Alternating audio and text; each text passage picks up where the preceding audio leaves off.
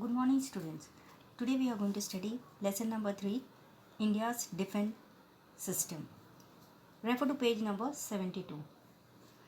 Let us understand what do you mean by national security. Now, every nation like India and other countries, they create a defense system at a national level. Now, in the international system also, the sovereign means what? Independent nations, they cooperate with each other.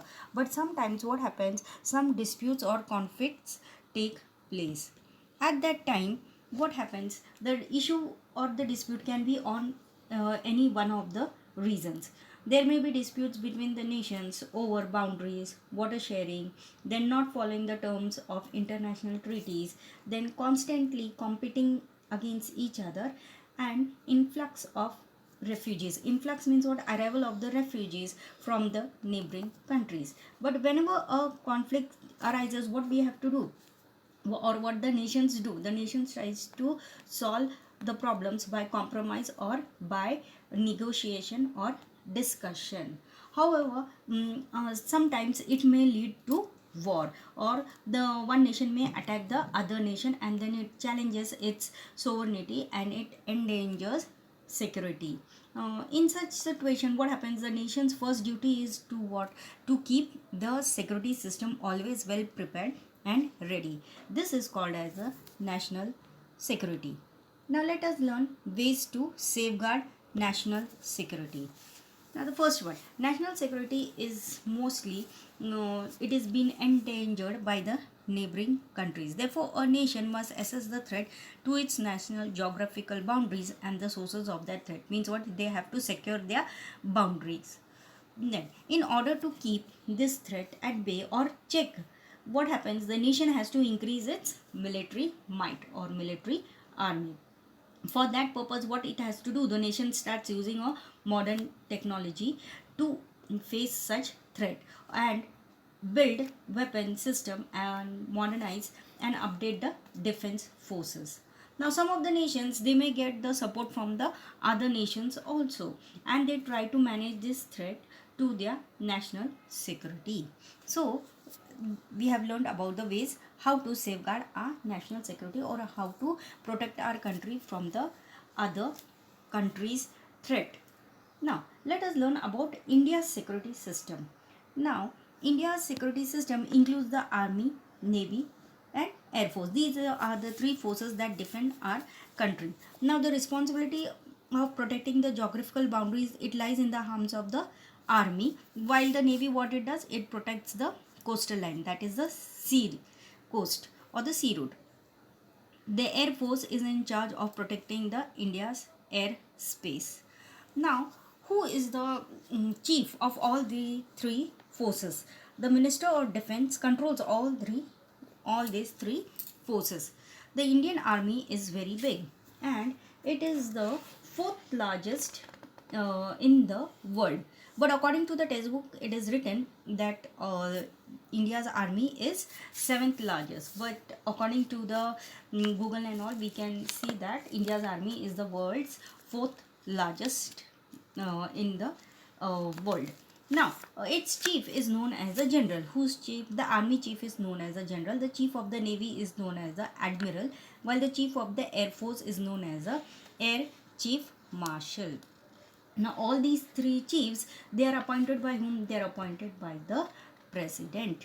Now the president of the India is the supreme commander of the defense forces. So whatever decisions these army people have to take, they have to take the approval of the president first, whether it is a peace or whether it is for the war. Without his consent, they cannot make a peace or they cannot go for a war. Therefore, many measures are taken so that all these three defense forces in India's security system are being modernized. Therefore, to modernize these defense system, what happens?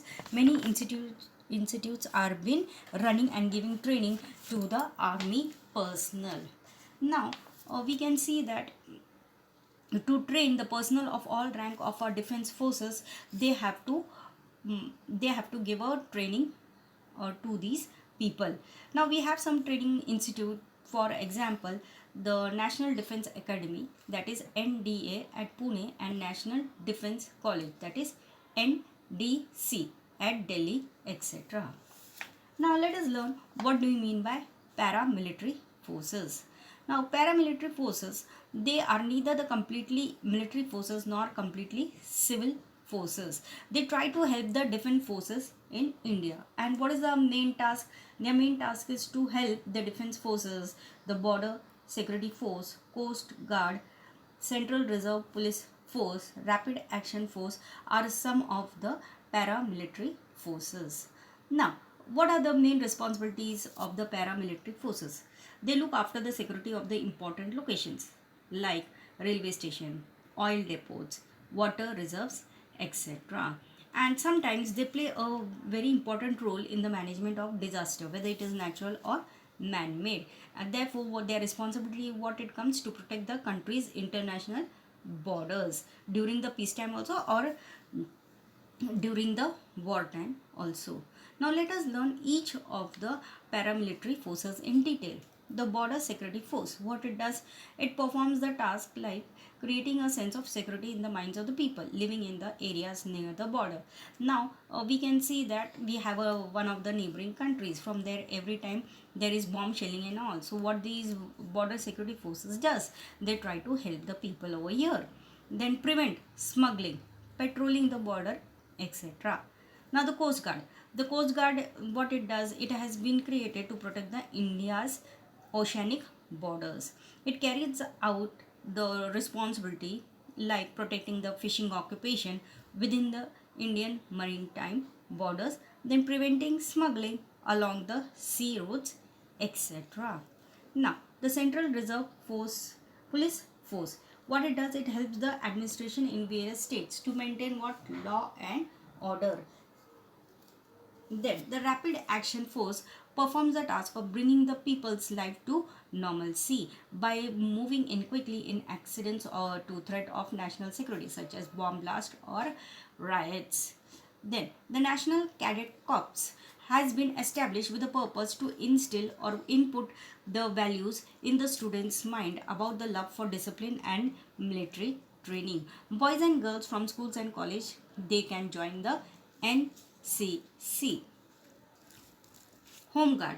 This organization was been established in the pre-independence period, means before our independence. Citizens can join the Home Guard and they can help in the defense of our country. Now any citizen, man or woman between the ages of 20 to 35 years can join the Home Guard. And what are their responsibilities or what tasks they do? They maintain public security, supply of milk, water and other essential services during the riots or strikes, then to regulate traffic to help the people at the time of natural disaster like floods, earthquakes, etc. Now let us learn about the challenges to India's security. Now, right time from the time of independence, Pakistan and China, what they have done, they have tried to threaten our India's national security. We have lot of disputes between India and Pakistan. For example, the Kashmir issue is there, then the water sharing problem is there, then the problem of infiltration. Infiltration means what? The terrorist people, how they secretly come in our country and they create a chaos in our country. Now dispute over the border, etc. Now always India is trying to solve these problems through negotiations and through discussions. Next problem is what? About India and China. Now, India and China are important countries in Asia. In 1962, we had war with China, and what the China tries to do, it always tries to dominate over the other countries that are like India's neighbor, and there is always tension between Sino-Indian relations that we can see right now. Also, we are having a lot of tension on the border of Ladakh. There is also a dispute between India and China over their broad borders, which we can see currently at the present time. Now, India's security, what happens, it is not being challenged by outside power also, but we can see inside also. Now, in inside, how there is disturbance in our country, it is because of religion, regionalism, several liberous movements based on ideology, then race, authenticity and economic inequality. It creates a instability in our country. For example, the Naxalite movement is a threat to India's internal security. Now the next one is about the terrorism. It is the biggest challenge to India's internal security, and it has become a global issue. Global issue means what? Worldwide issue it has become, and India is trying to make an effort to end this terrorism. Now let us learn about human security. Now, national security is the security of the country as well as the people living within the country. Now, in the post-Cold War period, the concept of national security became broader, and it referred to the human-centric thinking. In human security, it is expected that the human being should be protected from all sort of dangers inside the country, and they should be given the opportunities of education, health, and development. Now, a conducive or a good environment should be created for everyone to live a respectable life by overcoming illiteracy, poverty, superstition, backwardness. Human security also includes the protection of the rights of the minority and the weaker sections of the society. Minority means what? In whose religion the population is less. Like you can see the Buddhism, Christian, etc. These fall under the minority group. So these people should be given their rights so that they also have a respectable life. Now let us learn challenges in human security. Now the biggest challenge to human security is that of the terrorism. Now terrorism, what it does, it targets or it kills common and innocent people without any reason. And what is their main purpose or main aim?